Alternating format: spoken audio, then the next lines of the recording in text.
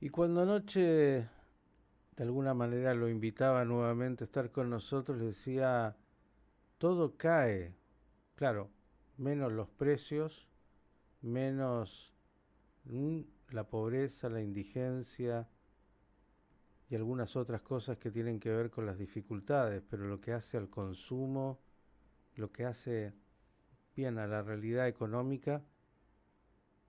Vamos a ver qué nos dice respecto de este momento nuestro querido amigo, usted ya lo conoce, oyente de Radio High, Miguel Ponce. Miguel, ¿cómo estás? Buen día. ¿Cómo andamos, mi querido tocayo? Lo veo temprano y me alegra mucho. Siempre. Pero Decía, me preocupa todo este tema de las caídas, ¿no es cierto? Como vos bien decías, lo que ha pasado en las últimas horas, lo que se ha conocido en las últimas horas, la caída de ventas ya no respeta ni los días familiares, digo, ¿no? La caída de ventas del Día del Padre ha sido tremendo, pero sobre todo el fin de semana turístico. Más de ha caído un 65%, un 80% ha caído las compras, los gastos de ese fin de semana, ¿no es cierto? La caída industrial que conocimos ayer, cercana al 15%. En estos momentos, Miguel, y esto es posiblemente lo más sustancioso para analizar y lo más doloroso, las encuestas están diciendo que solo un 14% de la gente llega a fin de mes de la que se consulta. Por lo tanto, el 86% te está diciendo que no llega a fin de mes. Yo reitere por favor eso que es muy importante que lo escuchemos porque yo creo que lo vivimos, pero es impresionante lo que estás diciendo en términos de lo que la gente ya dice. Correcto, en una encuesta muy masiva que hubo, que se realiza habitualmente, el proceso de agravamiento de la situación individual de cada uno, que también influye luego en la mirada al futuro inmediato, dice que el 14% está diciendo que llega a fin de mes. Por lo tanto, un 86% te está contestando que no llega. Es muy fuerte. Ahí en este caso no hay intermedios. Le preguntan, ¿llega o no llega? No hay, bueno, a veces sí, a veces no, no sabe, no contesta, casi que no corre en esta encuesta. Es pasa o no pasa, como decimos en ingeniería. Mm. Y la verdad es que son datos muy angustiantes que en todo caso, en relación a lo que hablamos la última vez contigo, no debieran sorprendernos. ¿Por qué? Bueno, porque nosotros venimos explícitamente diciendo que estamos en un tránsito, ¿no es cierto?, de aquello que denominábamos contigo receflación, es decir, recesión con alta inflación, a esto que ya venimos desde hace casi un mes hablando de depreflación, depresión económica con alta inflación. Didácticamente habría que, para que no hablar tan técnicamente, recordar solamente que 2 trimestres seguidos de caída de nivel de actividad, eso es recesión. ¿Qué es una depresión? Y una depresión es una agudización a todos los sectores de la vida productiva que aparecen ahora sí en rojo, a lo cual hay que agregarle un elemento diferenciador que es clave. Impacta ya de manera directa y evidente en el empleo. Y entonces en 6 meses hemos pasado de aquel tiempo en el cual las empresas te avisaban que iban a adelantar vacaciones como una manera de disimular el impacto de la baja de ventas y de la baja de actividad, que luego iban a suspender horas extras, luego te avisaban que habían levantado algún turno y finalmente hemos llegado a este tiempo angustiante de los telegramas de despido. Y vemos entonces una evolución en el sentimiento hegemónico de preocupación que también se refleja en encuestas similares a la que te contaba recién, donde pasamos hace 5 o 6 meses como elemento central la inseguridad. De allí pasamos a no me alcanza, no llego, la sensación que tengo cuando llego a la caja y no me da la Mm. tarjeta, bueno, pero ahora la angustia principal, el temor principal es a perder el empleo. Y esto es entendible, porque claro, en el tiempo anterior, en el inmediato anterior, vos te vas acomodando, pasás la marca que consumís a una segunda marca, una tercera marca, y si podés a granel. Pero cuando ya no tenés ingreso, no te podés adaptar y la angustia es superlativa, diría. Preguntas. Vamos, Miguel. Técnicamente algunos llaman esto secar la plaza. La pregunta es si para bajar la inflación, que es lo que puede presentar hoy el gobierno nacional como un relativo éxito, digo relativo porque todavía tenemos una inflación altísima en términos mundiales, somos también campeones en eso, pero digo, ¿había alternativa o hay alternativa? Vemos todos los índices, ¿no? Hablaste, yo veía construcción, que es un motor fundamental, etcétera, etcétera, todo con una caída enorme. Y esa B corta que habían planteado que en algún momento, bueno, el rebote haría que comencemos un camino virtuoso, pero por el momento no aparecen esas luces. Digo, esto de secar la plaza es el único camino para bajar la inflación y por otro lado es suficiente para que podamos sobrevivir hasta que lleguemos al otro lado del río.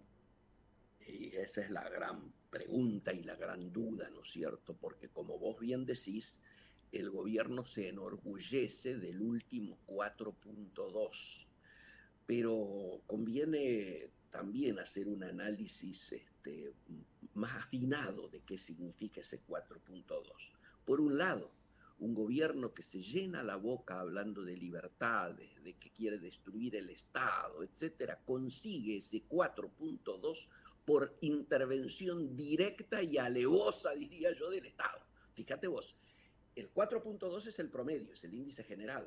Hay dos por abajo, dos ítems por abajo, que son los que tiran hacia abajo ese promedio del que el gobierno se enorgullece, que son salud, intervención y pelea con las prepagas del gobierno, y segundo, todos los precios regulados. Le hace luz, gas, electricidad, combustibles, con intervención del Estado. De ese Estado que el presidente dice que como un topo lo quiere destruir desde adentro.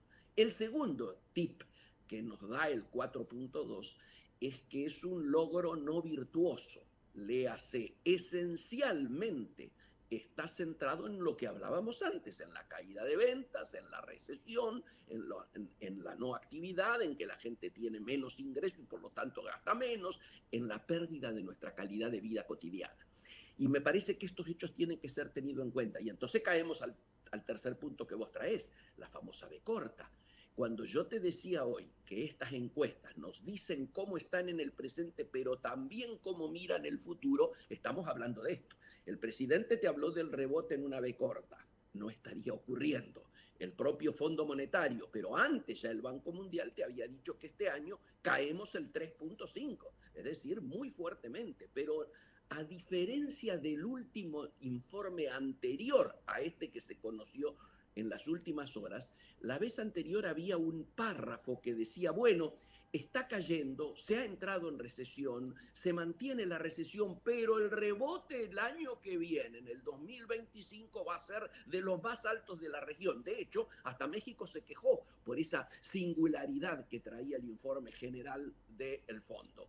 Esta vez no hay ningún párrafo que hable de recuperación, ni en el 2025, ni nada, no habla directamente porque claramente alerta sobre los efectos de seguir manteniendo la actividad enfriada y su impacto sobre los sectores más vulnerables. Y este no es un tema menor. Entonces, la pregunta es, ¿de la B corta pasamos a la pipa de Nike? ¿Pasamos a la U? Yo creo que estamos en una L mayúscula, donde todavía la profundidad de la caída no sabemos si ha llegado a su punto más bajo. Miguel, preguntas que tienen que ver con la política, muy vinculada con la economía siempre. Digo, lo que el gobierno ha logrado, entre comillas, ¿no? El avance con la ley de bases y las posibilidades de reforma en lo que hace a lo tributario, en lo que hace al trabajo, eh, significan realmente un aliciente para que los que tienen que invertir, que los primeros son los grandes empresarios argentinos, pongan sus recursos en lo que hace a bueno, que la economía pueda empezar a tener un camino distinto? Porque esto lo hemos hablado alguna vez, si no hay producción, si no hay inversión, muy difícil, los números no van a dar mágicamente nunca.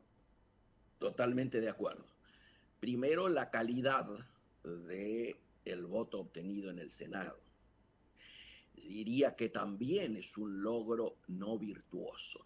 Si además de ser el gobierno al que más rápido se le explota un hecho de corrupción en el Poder Ejecutivo, con los contratos truchos con la OEI de la ministra Petovelo para dar sobresueldos, le agregamos que la primera ley importante planteada en el Congreso, en el Senado, sale con la compra del voto de una senadora neuquina que con el apellido histórico de también su abuelo que transitó por una circunstancia similar en tiempos de Alfonsín con la ley Muchi, cambiamos y se logró el empate que permitió que votara la vicepresidenta desempatando. Yo diría que es un triunfo pírrico. Por de pronto es no virtuoso desde ya. El segundo elemento que vos traes, con ese dato que tiñe la calidad de la media sanción lograda en Senado, porque ahora va a diputados, ¿qué vemos? La inversión se va a dar tal cual vos lo planteás. Me parece que las primeras 24, 48 horas hubo una sobreactuación de euforia de lo que era la mejor semana del presidente, con el 4.2, con la aprobación de la ley, con los 800 millones del Fondo Monetario. Pero las últimas 24, yo te diría que los mercados han tomado, se han adelantado, y ayer hemos visto el dólar cerrando en el post-cierre a 1.310, arriba de 1.300, el riesgo país acercándose a los 1.400, arriba de 1.300, y obviamente ninguna inversión confirmada, y hasta el presidente de una empresa mixta como es YPF dice, ojo, si no sale el RIGI, nosotros tenemos tal o cual dificultad para conseguir tal o cual inversión pendiente. Entonces, mi sensación es que todavía nada ha cambiado. El informe, el staff report del Fondo Monetario Internacional ha traído ruido también en los mercados que se vieron reflejados ayer en la caída de las acciones argentinas, los bonos nuestros en el exterior y fundamentalmente esto que hablábamos del riesgo país y el blue. ¿Y por qué? Y bueno, porque muchos dicen, si el fondo está anunciando que el gobierno me aceptó, por más que después hubo una desmentida por parte del gobierno, retirar el dólar blend, ¿no es cierto? Finalizarlo antes de fin de mes. Si estamos coincidiendo en que vamos hacia un, diríamos, levantamiento del cepo y unificación del mercado cambiario, si los modelos que el propio fondo dicen no a la dolarización, no al cierre del Banco Central y nos vamos a parecer a Uruguay o a Perú, dos países claramente mencionados en la gente que dice entonces, bueno, evidentemente si vamos a salir del cepo y vamos a unificar el mercado cambiario, la pregunta es ¿cuándo, cómo y sobre todo a cuánto? ¿A cuánto qué? El dólar oficial y empezó, o sea, el valor de la devaluación, el monto, el rango de la devaluación. ¿Y qué numerito mágico empezó a circular en los mercadillos legales y en las cuevas? 1.400. Algunos hablan de más, 1.500, otros llegan a hablar hasta de 1.600. ¿Y esto qué originó automáticamente? El frenate total de la liquidación del campo. Querido Miguel, nos quedan 2 minutos y voy a Avanti. apelar a tu síntesis. Alguien decía, les hablé con el corazón, me respondieron con el bolsillo. La pregunta es, ¿cuándo los empresarios argentinos van a responder con el bolsillo? Si es que van a responder en algún momento y las condiciones están para que hagan negocios, porque finalmente los Supuesto. De empresarios eso se... piensan en eso. Correcto.